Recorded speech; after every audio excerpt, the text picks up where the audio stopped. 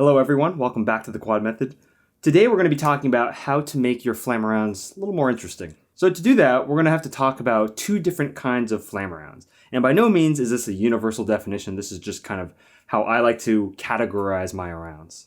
And it makes it a little bit easier to teach. So the first kind of flam-arounds we got are the basic flam-arounds, where you just kind of move the accents. And just to keep it simple, we're going to use just regular triplet flam accents as an example.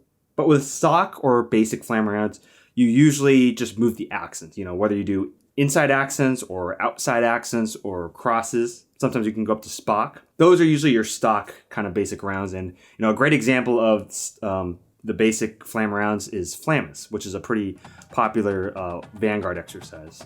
Flamus is a great introduction to flam-arounds. It's not too difficult, but it's still challenging enough to be fun. And you could use it as a chop builder. You could just burn that exercise as fast as you can and start building more flam chops. But Flamus is a great example of what the basic stock flam-arounds look like. And by no means, when I say basic or stock, I'm not trying to demean these kinds of rounds. They're basic and they're commonly used at all levels for a very good reason, which we'll get into in a sec. What puts it in the basic category is that all the taps are on the same drum. So what I mean by that is when you play flam accents, if you break it down hand to hand, both hands are doing the same thing but offset, right? It goes accent and then triple stroke. Now what you notice is that when you start playing some of these basic flam-arounds, the accent moves around, but the taps stay on the same drum. There's no motion. So for example, if you're doing inside accents or outside accents, if you break it down hand to hand, you notice that the taps don't move. It's just the accent that moves, and then all the taps stay on the same drum. So for, let's say, inside accents, right? All the taps are on drum 3. They don't move. All 3 notes. Same thing with insides or outside accents. Right? Crossovers are the same way. The accent is the one that's crossing, but all the taps stay on the same drum. And again, basic does not mean boring, does not mean plain, does not mean easy. It just means, it's just by that definition, the taps don't move, which makes it very straightforward and not too complex. So here's just an example of a couple bars of flam accents, and I try to make it as interesting as possible.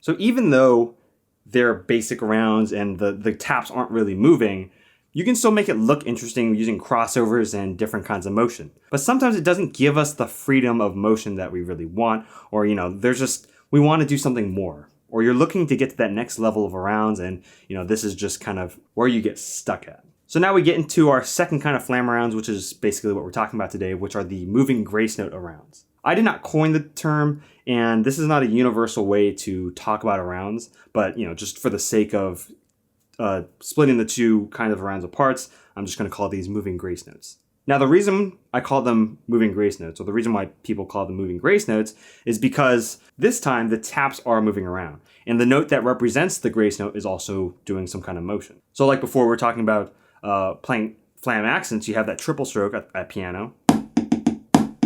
Now, on the basic rounds, again, we weren't moving that triple stroke, but on these moving grace note rounds, we're going to move the grace note, or we're going to move the triple stroke taps rather.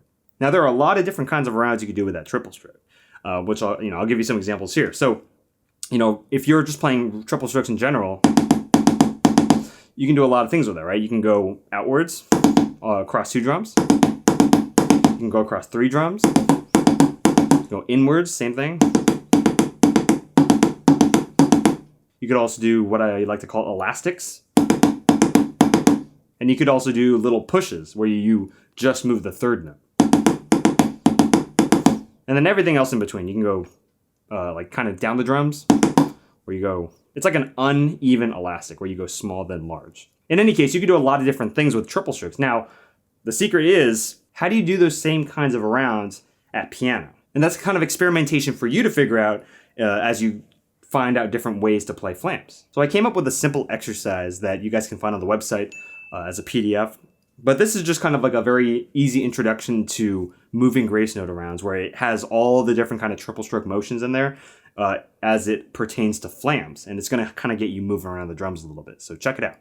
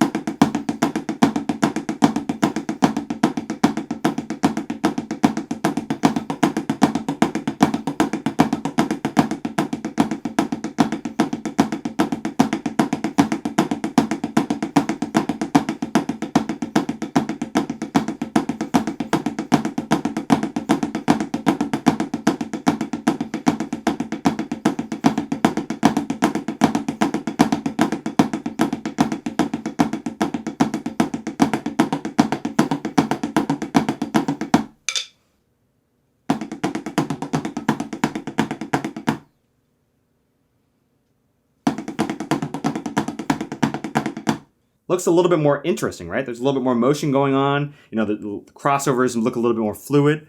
So now let's put those two examples side to side. So you probably notice that there's just a little bit more motion going on through the moving grace note around, which is exactly what makes it a little more interesting, right? There's more motion, especially at the low end, right? It's not big grandiose motion. It's just these little small motions that add more fluidity to the arounds and makes it look very disciplined and controlled when it's done right. I'll use another example here. Let's say we're doing fla-flas, right? The right hand's playing kind of an invert accent triple stroke, where that accent's on the third note. You gotta make sure that you're getting a quick upstroke and not slamming on or squeezing too much or slamming on that accent. And then the left hand is playing triple strokes, right? When you put it together, you get fla-flas. Now, because you're playing triple stroke still, you can still do those same kind of triple stroke motions around the drums. It might be a little bit more difficult, especially on the right hand, because you got to get that quick upstroke in, but it's still doable. So you can still play moving grace note arounds that have some intricacy and fluidity to it by just, moving those triple strokes around the drums.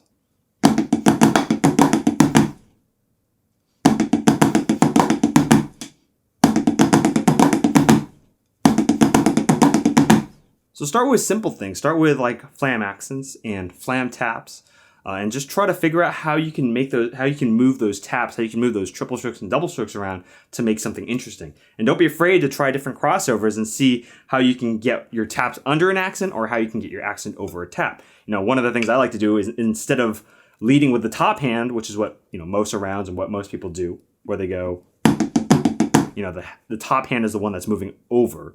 I like to move the underhand. I like to lead with the underhand and push the underhand under the top hand.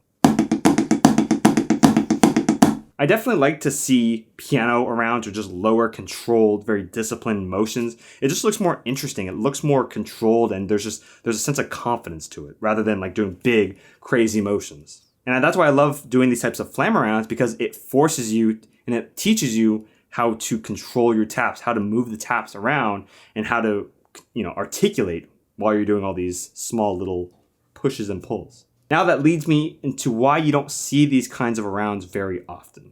Typically, shows aren't really made up of flams so much as they're made up of rolls and paradiddles and singles. But when there are flams, usually the rounds stay pretty simple because flams by themselves can be a pretty difficult thing to execute as a line. Now, like I said before, it takes a lot of control and articulation to get these moving grace notes to be correct, right? You're doing these intricate motions at piano, which, it makes it more likely that you're going to hit rim or you're going to drop in a note, again, which makes cleaning a lot harder. And in the end, usually when there's some kind of flam around in your book, it's usually not worth trying to throw in these little intricate moving grace note arounds. Mostly because the judge isn't going to be able to understand the difficulty of what you're doing. And typically they're pretty hard to execute as a line. So if you tick, or even if you play it well, rather, the judge isn't going to give you extra credit for it because he doesn't understand. You only see these kind of arounds in like flam exercises where there's no judge around and it's strictly just to kind of get you moving around the drums and get you to, warm yourself up. So the best example I have is Blue Devil flams. If you ever seen Blue Devils play their flam arounds, it's always with these kind of very intricate arounds. And, arguably unnecessarily difficult, but I think there is a very special place for these types of rounds in regards to developing your ability to move around the drum. In my experience, I've learned a lot from breaking down these kinds of flam rounds, and it's taught me how to move around the drum a little bit better, and how to control the stick, and how to control my motion. And if you do it right, even if you don't play this in a lot setting or a show setting, it's going to do a lot for your ability to move. Anyways, hope you guys enjoyed that video. So more videos on the way, hopefully more playing ones. So stay tuned, and I'll see you guys later.